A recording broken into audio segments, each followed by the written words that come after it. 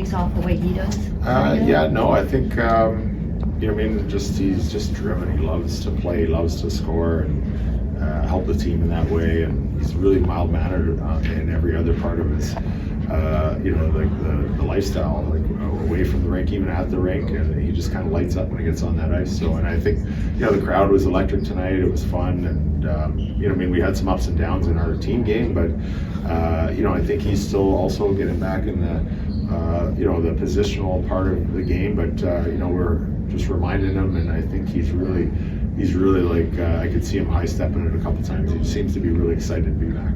How much do you feel like he's given this entire team a lift in those 2 games? I think guys feel confident. They know that we have another weapon that we can score in the power play. It just seems like when he comes downhill, it looks like I just think it's going to go in every time. I think the one that he did shoot, I think it hit something, and it just didn't bounce our way, but it was still dangerous out there, and he had a couple shots on the rush that seemed to surprise goaltenders. It's their first time playing him, just like him playing them sometimes, so I think he surprises them just as much as anybody surprising him in the league. We saw Korchinski kind of not play the second half of the second period, and what went into that, and what was your feedback? Just a young defenseman, a couple decisions, and it's a tight game, so I wanted him to watch for a little bit, and then Kevin talks to him, and we show him things, and he had a bit of a pinch that was just kind of it was ill-advised or whatever, how you want to call it, and just a little bit more tunnel vision, not checking out that where F3 was and everything, and we had given up too many 2-on-1s in the game, so it was just kind of something to let him see. But I thought he reacted well, made some really good passes in the third period, so that's the growth of a young guy. Did you see this kind of offensive ability from Khrushchev last year, or is it something that Bedard brings out of him? I saw it a little bit last year, and I think that before I got here, they said Khrushchev has some problems with confidence. Sometimes it goes up and down, and that usually affects the offensive side of the game. But we saw some spurts of it last year, and I think this year, even though there was a bit of a goal drought for a while, he's been pretty consistent in making plays and getting some nice assists out there.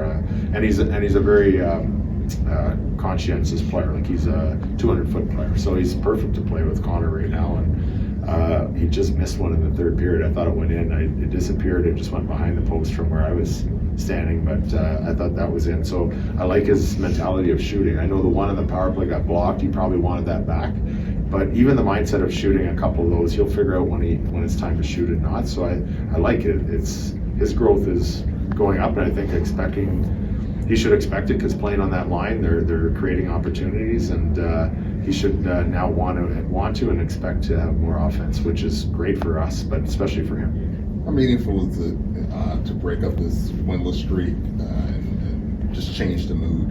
Yeah, and I think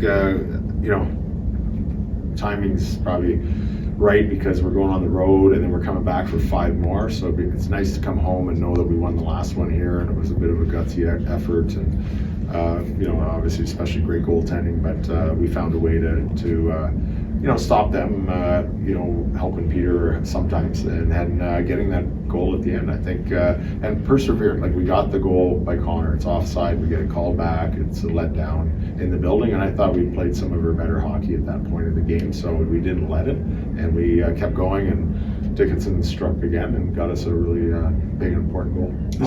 How important is it to have a guy like Mrazek to kind of, if the young guys do make mistakes, he's there to kind of be the guy that... Yeah, and we still have to learn more. Like, I think on the 2-on-1 goal, the first period, Kevin kind of got beat twice on the 2-on-1, and Peter was there on the first one.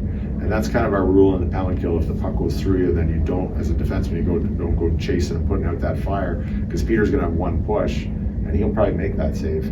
But he can't make the push and then push back. So we got to make sure that we protect him on the backside, because he'll make almost every strong side save. Like, he's really feeling it this year, and we got a great goalie behind us, so we need to play smart hockey in front of him. This one was pretty obvious, but how good are teams getting at these offside reviews? I mean, it seems like whenever one is challenged, you know it's going to get overturned. Yeah, I think the camera. There's more camera angles now, and they're pretty quick on it. That one was pretty clear, so it wasn't too much. But there's been a couple close ones that I wasn't sure, but they'd send me good. Or there's one where you know plays tricks on you on the bench. I'm thinking that's for sure offside, and I get the no on the screen from down below, and I'm like, I almost don't believe them. But you're right. They're almost always right. I think Matt. I think one time I went ahead and called something. It was possession, and that's hard because it wasn't. You are truly offside, but they say if you have full control and possession, like you were skating it backwards, stick handling the puck, it's okay. But I've seen two different instances this year where one was and one wasn't, so they're tough to predict. But the ones that are actually onside and there's a skate, I think it's a lot easier now because they made the rule that it doesn't have to be on the ice. The skate can be in the air, and as long as a piece of that is in the blue, you're good. So that makes it a little bit easier. But I do trust, even though sometimes I don't like to, I trust Matt and Adam. So are they basically texting you, like emailing you? They'll be on the headset with Derek, but they'll also put on the board. They'll review it and replay it, and they'll put a green goal in good goal in green, and they'll put a bad goal in red in big bold letters for me to see it. So, it depends which way it's going. I like it or I don't like it, but they're pretty bang on. So even though that goal didn't count, what are your thoughts on his move, the whole thing? It was great. I think he read the goalie bit. I think he was probably thinking a backhand shelf because he really had him deked out to his left, Connor's left, and had the whole open net. And again, caught them off guard. So like the D probably didn't play it the greatest on their side either. On the 2-on-1, he kind of backed right out of the crease and let Connor have that open ice. In our rule, we kind of hold half of the crease.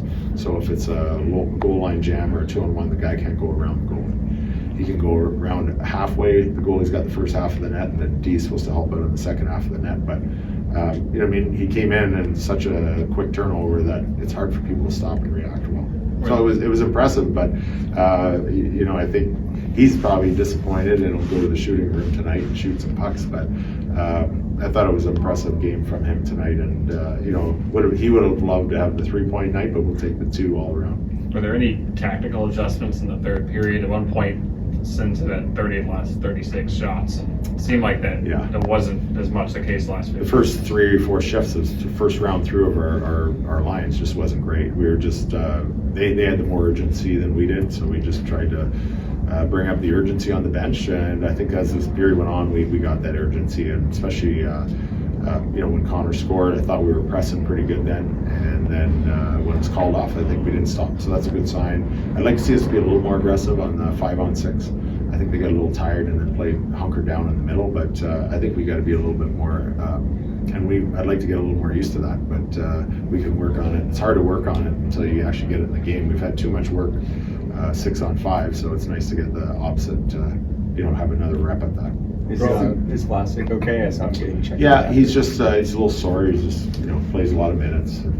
He takes hits to make plays, and it's just normal this time of the year. I bet you everybody's probably sore in there, but he was a little sore for sure. But he'll be fine.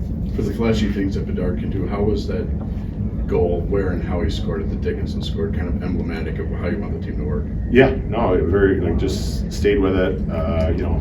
Right till he face planted on the ice after he scored. Like he stayed right in there until he got a shot and a second shot. And, he's a strong guy, and he's a good skater and sturdy on his feet. So we need guys to emulate him and play more like him. And I think he does a great example by leading by example in that area. He does all the right things by checking the best players, and he's got 17 goals this year. That's pretty impressive. I don't know if you want to exercise Ottawa bragging rights, but you want to exercise family bragging rights. Yeah. I winked at Chikrin on the ice there, but I think we were tied at the time, so he might not wink back now, but he's pretty competitive. So anyways, I didn't see him, but I might text him later just to throw a jab in. But we played night. I don't want to have bad karma on us either, so I'll just say good game. I'm happy you scored, but I'm happy we won, and I think I said that this morning. Right? Yeah. Thanks, guys. We all silly like the mayor.